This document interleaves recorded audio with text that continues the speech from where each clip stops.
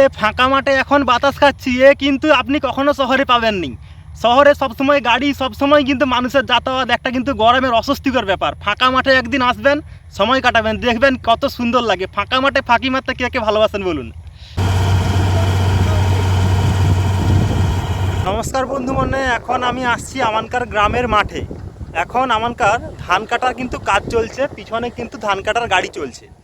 তো এখন বৈশাখ মাস মানেই কিন্তু আমানকার কম বেশি মেঘ বৃষ্টি লাইগা থাকে। বিশেষ করে এই ধান কাটার সময় কিন্তু মানুষকে অনেক হাইরান পাইতে হয়।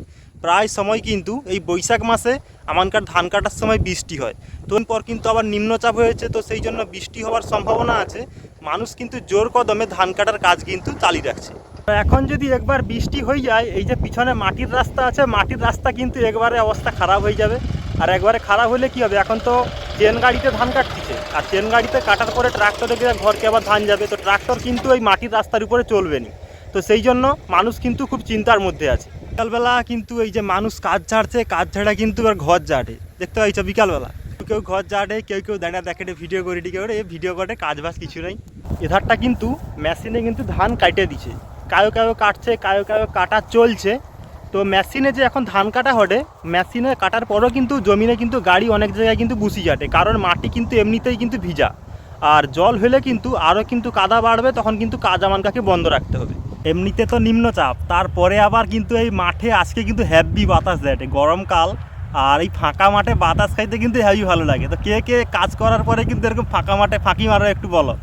মেশিনে তো ধান কাটে লেটে, ধান কাটার পরেও কিন্তু মানুষের শান্তি নেই, কারণ এত পরিমাণে মানুষের ধান জমা হয়েছে, ধানগাকে একটা মাঠে মিলাইতে হবে।